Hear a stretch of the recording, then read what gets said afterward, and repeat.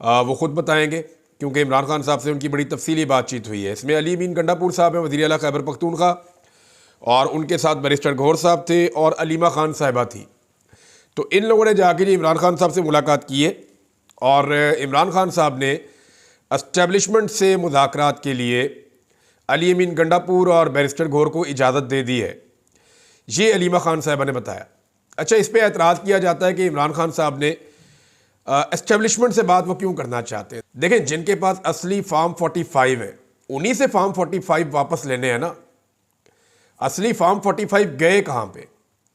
8 और 9 फरवरी की रात को असली फार्म 45 गायब करके उनकी जगह पे जाली फार्म 47 जारी कर दिए गए थे। अब ये सारा खेल पाकिस्तान की एस्टेब्लिशमेंट ने खेला था, ये पूरी दुनिया जानती है। जितने भी सर्वेस करने वाले हैं वो ये बता रहे थे, जितने गैर मुल्की मुबस्सरीन आए वो भी ये बता रहे थे, जितने पाकिस्तान में सहाफ़ी हैं, चाहे वो इमरान खान के हक़ में, चाहे वो इमरान खान के ख़िलाफ़ हैं, चाहे वो एस्टेब्लिशमेंट का बयान करते हैं, वो सारे एक दफ़ा नहीं दर्जनों मरतबा ये कह चुके हैं कि इमरान खान साहब का मैंडेट उस रात को चुरा लिया गया था।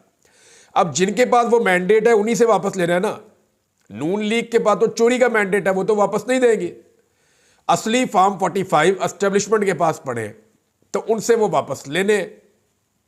अलीमा खान साहबा ने बताया अडियाला के बाहर मीडिया से गुफ्तगू करते हुए कि बानी पीटीआई से तवील मुलाकात हुई है और 24 नवंबर बहुत अहम दिन है। इमरान खान ने कहा कि उन्होंने 8 फरवरी और अब 24 नवंबर को कॉल दी है और इमरान खान साहब ने 8 फरवरी के मुताबिक जो है वो 24 नवंबर को देखना शुरू किया। मैंने आपको थोड़े दिन पहले बताया था कि पब्लिक जो है उनके सेंटीमेंट 8 फरवरी से मुख्तलिफ नहीं है। वो 8 फरवरी को उन्होंने मैंडेट दिया था, अब वो मैंडेट जो है उसका तहफ़्फ़ुज़ अब करना चाहते हैं। वो ये चाहते हैं कि मैंडेट वापस मिले।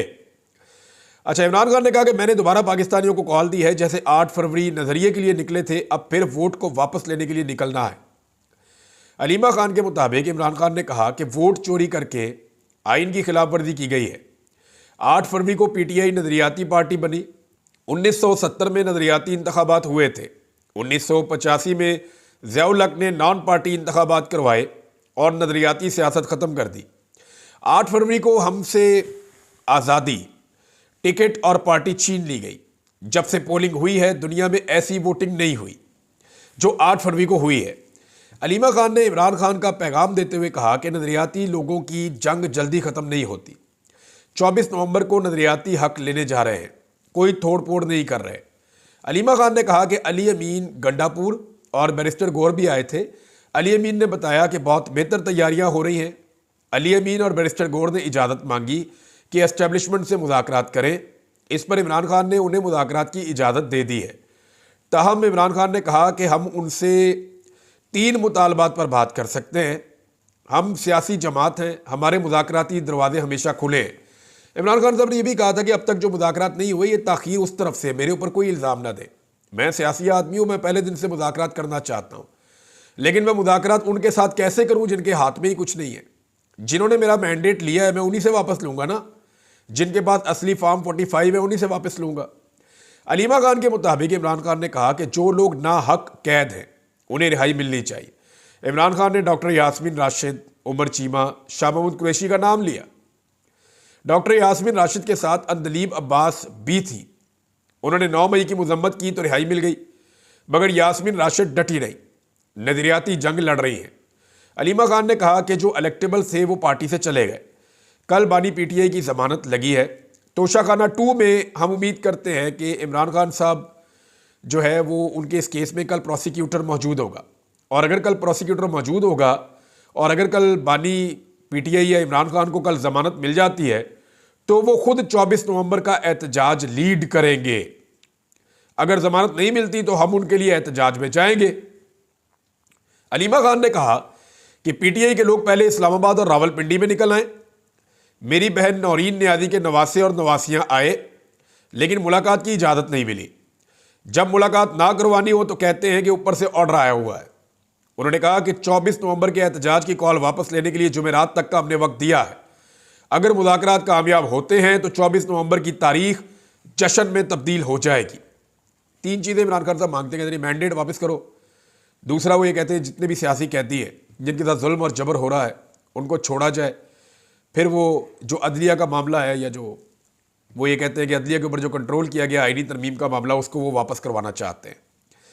अब मसला ये है कि इमरान खान साहब के ऊपर मैंने आपको कहा था कि सिर्फ उन्हें ज़बरदस्ती जेल में रखा हुआ है। एक केस ऐसा है कि अभी उनकी ज़मानत हो जाए, सुबह लगी हुई है तोशाखाना 2 में। इमरान खान साहब की जैसी, और ये कई महीनों से लगी हुई है, ज़मानत हो ही नहीं रही। सुबह अगर ये ज़मानत हो जाती है ना, तो इमरान खान साहब बाहर आ जाएंगे। फिर ये देखना होगा उन्हें किस केस में अंदर रखा जाता है। यानी किसी और में अंदर रखने की कोशिश की जा सकती है 9 मई के अंदर, या किसी और में कोई नया मुकदमा निकाल के डाल दिया जाए। हालांकि पाकिस्तान तहरीक इंसाफ ने अपनी कैलकुलेशन पूरी की हुई है।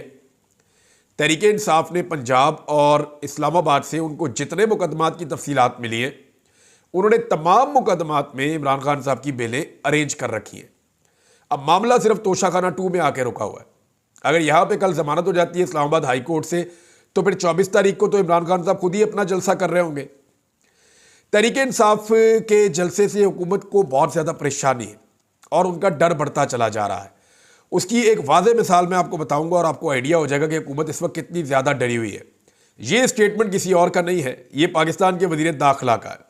पाकिस्तान के वज़ीर दाखिला ने एक धमकी लगाई है तहरीक इंसाफ के लोगों को और आम पाकिस्तानियों को जो इमरान खान के नज़रिए के साथ आज के दिन में खड़े हैं। धमकी जनाब उन्होंने ये लगाई है कि जितने भी लोग पाकिस्तान तहरीक इंसाफ के साथ एहतजाज में शामिल होंगे, उनके शनाख्ती कार्ड ब्लॉक कर दिए जाएंगे, उनके पासपोर्ट मनसूख कर दिए जाएंगे, मोबाइल फ़ोन की उनकी सिमें ब्लॉक कर दी जाएंगी, और एहतजाज में जो तालिब इल्म शामिल हो जाएंगे उनकी जो तालीमी असनाद उनको मिलती हैं वो भी मनसूख कर दी जाएगी, और एहतजाज करने वालों को तालीमी इदारों में दाखिले भी नहीं मिलेंगे।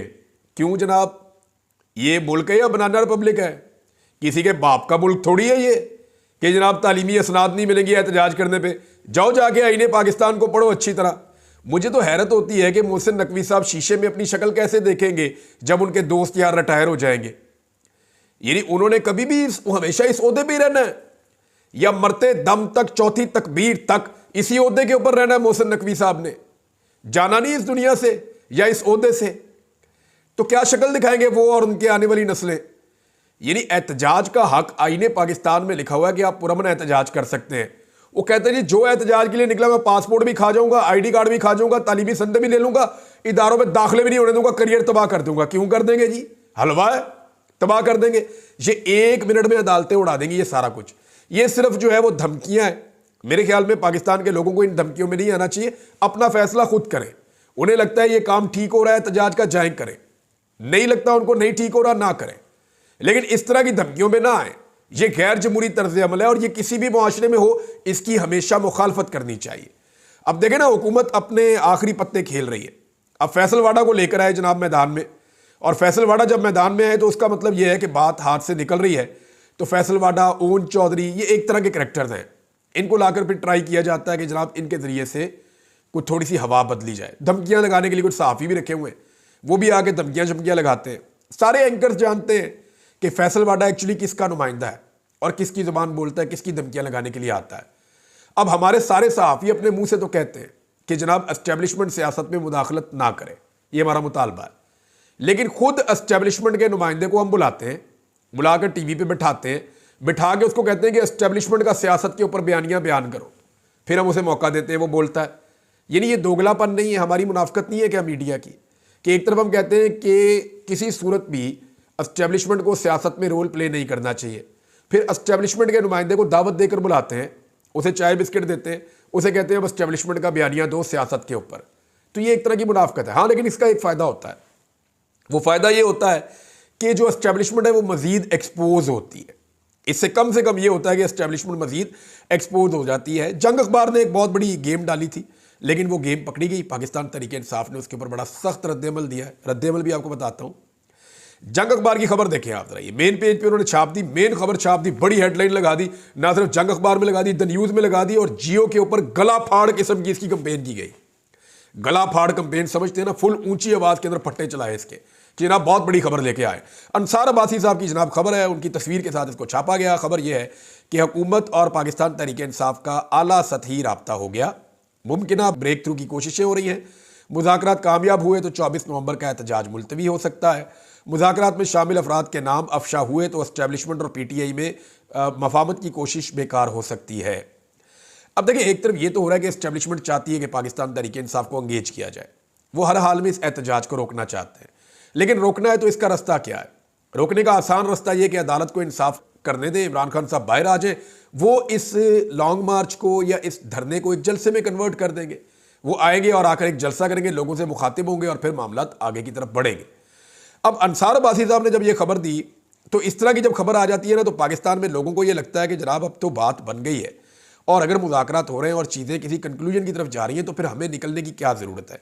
इसके ऊपर जनाब पाकिस्तान तहरीक इंसाफ ने बड़ा सख्त रद्दअमल दिया। जरा तहरीक इंसाफ का रद्दअमल भी आप देख लें। तहरीक इंसाफ के सेक्रेटरी इत्तलाआत ने कहा कि हुकूमत के साथ राब्ते से मुताल्लिक खबर 24 मार्च का एहतजाज रोकने की एक कोशिश है। उन्होंने ये बयान देते हुए कहा, और ये उनका रद्दअमल है, कि हुकूमत के साथ किसी सतह पर कोई राब्ता नहीं हो सकता है, और ये शेख वकास अकरम कह रहे हैं। उन्होंने कहा किसी भी हवाले से एहतजाज को नहीं रोका जा सकता। निजी टीवी की राब्ते से मुताल्लिक खबर फेक न्यूज़ है और एहतजाज की तैयारी को नुकसान पहुंचाने की कोशिश है, जिसकी हम शदीद अल्फाज में मजम्मत करते हैं। नाज़रीन, एक तो ये चीज़ हो गई, लेकिन आप देखें कि जंग और जियो काम कर कैसे रहा।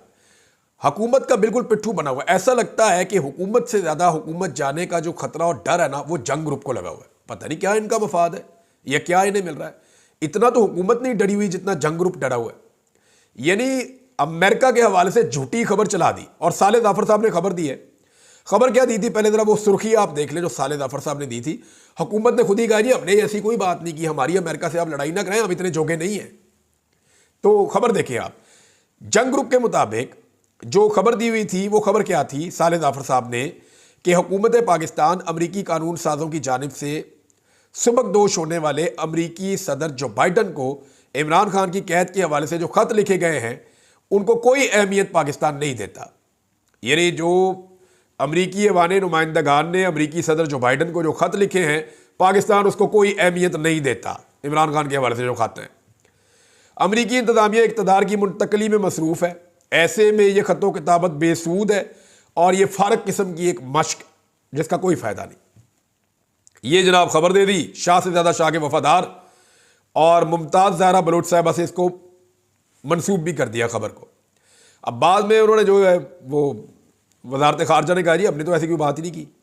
उन्होंने कहा जी हमसे पूछ लिया करें पहले, हमें बड़ा अफसोस हो रहा है कि आपने ये खबर कैसे दे दी। यानी हम तो अमेरिका के पिट्ठू हैं, हम तो उनसे डरते हैं। हमारी क्या जुर्रत है कि अमेरिकन ऐवान नुमाइंदगान कोई बात करें और हम कहें ये फजूल मश्क है। हमने ऐसा कुछ नहीं कहा, हमारे पे ना डालो या हमारे कंधे पे रख के बंदूक ना चलाओ। तो अब आप अंदाज़ा करें कि ये अमेरिका से डरते भी कितना है और इक़्तिदार जाने से भी डरते हैं। तो मुझे लगता है कि ज़्यादा खौफ जो है वो जियो ग्रुप को है, जंग ग्रुप को है।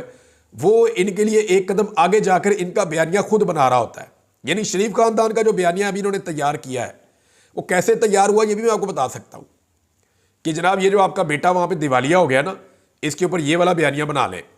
तो वो जो बयानिया बनाया ना, उसको हम एक और वीलॉग में उड़ा देंगे और बताएंगे कि उस बयानिया के अंदर से निकला क्या है और निकलेगा क्या। लेकिन अभी कुछ खबरें हैं वो मैं आपको बता देता हूँ कि जो फैसल वाडा साहब ने स्टेटमेंट दिए, फैसल वाडा साहब के स्टेटमेंट के ऊपर भी जो है वो पाकिस्तान तहरीक इंसाफ का रद्दअमल आया। और तहरीक इंसाफ ने फैसल वाडा के स्टेटमेंट के ऊपर, यानी फैसल वाडा ने कहा जनाब कि ये हो जाएगा वो हो जाएगा, 9 मई के मजीद बंदे ढूंढे जाएंगे और छांट पटक की जाएगी, ये, और फिर खौफ फैलाना शुरू कर दिया। कोई नहीं आएगा, कोई आना नहीं चाहता, लोग भाग रहे हैं, कोई बंदा 50 बंदे भी नहीं निकाल सकता, यहाँ कोई नहीं पहुंचेगा, डंडे बड़े पड़ेंगे, मार बड़ी, ऐसी बातें कर करके जो हमेशा से करते हैं। फिर उन्होंने फैसल वाडा ने इतनी लंबी बातचीत की कि बीच में उनके मुंह से निकल गया कि ये जो मगरबी ममालिक है ना, ये मुदाखलत से बाज रहे हैं। इन्होंने पहले भी इमरान खान की हुकूमत गिराने के लिए मुदाखलत की थी। ये फैसल वाडा की अब जाके गवाही आई है। पहले ये कहते रहे ना फैसल वाडा के जनाब वो तो खुद ही हुकूमत गिरी है, इमरान खान साहब की अपनी हरकतों से गिरी है। अब नहीं, अब वो अपने मुंह से कह चुके हैं और वो स्टेटमेंट में आपको सुनवा दूंगा। यानी ये आप छोटा सा क्लिप आप सुन लें, आपको पता चल जाएगा। ये सुने आप। कोई भी वेस्टर्न मुदाखलत जब भी हुई है पाकिस्तानी कौम ने उसको रिजेक्ट की। अब आप आ गए हैं सियासत के अंदर, इमरान खान साहब के लिए आ गए, पहले आपने उनको निकालने के लिए आए थे। आप क्या चाह रहे हैं? ये देखिए फैसल वाडा साहब खुद कह रहे हैं कि जनाब ये जो हुकूमत है ये उन्होंने गिराई थी, जो वेस्टर्न कंट्रीज मगरबी ममालिक, उन्होंने ये गिराई थी पहले हुकूमत, उनकी एस्टेब्लिशमेंट ने। बहरहाल अब फैसल वाडा साहब को जो पाकिस्तान तहरीक इंसाफ ने जवाब दिया, जरा वो जवाब सुने आप। उन्होंने कहा फैसल वाडा की प्रेस कॉन्फ्रेंस पर पाकिस्तान तहरीक इंसाफ का रद्दअमल, फैसल वाडा को टाउट और चिड़ियाघर का बिज्जू करार दे दिया। चिड़ियाघर में रखे बंदरों बनमानसों, लुमड़ियों, गीदड़ों, गधों, खच्चरों और इंसान नमा टाउटों ने उछल कूद शुरू कर दी है।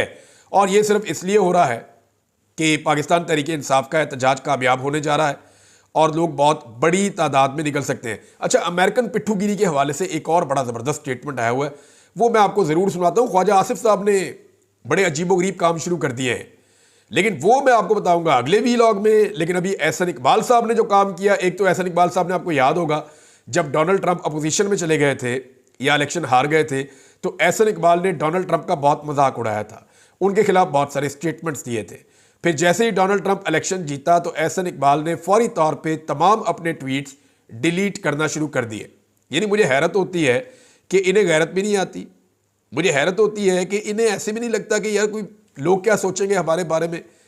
यानी मैं शर्म भी नहीं आती इन्हें ना। आदमी को थोड़ा सा तो साहिब किरदार होना चाहिए कि जो मैंने बात कह दी है, मैं को थोड़ा सा तो अपनी बात के ऊपर खड़ा हो जाऊं, लेकिन ये अपनी बात के ऊपर खड़े ही नहीं होते। अब जनाब एहसन इकबाल साहब के हवाले से जो खबर छपी है, छपवाई गई है फरमाइश करके, खबर क्या कहती है कि डोनाल्ड ट्रंप की सदारत में इनकलाबी नताइज हासिल कर सकते हैं एहसन इकबाल। अंदाजा करें, पहले उसकी बुराइयां करके उसकी ट्वीटें फिर डिलीट की जब वो जीत गया, अब उसकी जो है वो तारीफों के पुल बांधना शुरू कर दिए। ऐसे ये चापलूस किस्म के लोग, ये पाकिस्तान का जो आर्मी चीफ आता है ना, उसके साथ भी यही करते हैं। जो चला जाता है उसको ये गालियां देना शुरू कर देते हैं, जो मौजूदा आर्मी चीफ होता है उसको अबू बना लेते हैं और जूते पॉलिश करना शुरू कर देते हैं। ये आज भी यही कर रहे हैं, हमेशा ये करते हैं। अब एहसन इकबाल कह रहे हैं, नई अमरीकी इंतजामिया के साथ शराकतदारी को नई जिहत देने का सुनहरी मौका है। दिफाई ताउन से शुरू ताल्लुकात मजबूत तरक्याती शराकतदारी बन गए हैं और बहुत सारे शोबों में बड़ा ताउन होगा। और जनाब जो और ये शिरकत करते इस्लामाबाद में US एड की तकरीब में, वहां पे जनाब अली ये खिताब कर रहे थे। आप अंदाजा कीजिए, ये पल में तोला पल में माशा, ये इनकी टोटल औकात है। इस वीलॉग को यहां रोक लेते हैं, कुछ चीजें आपके साथ और शेयर करता हूं नेक्स्ट वीलॉग में। अब तक के लिए इतने, अपना ख्याल रखिएगा, अपने इस चैनल का भी। अल्लाह हाफिज।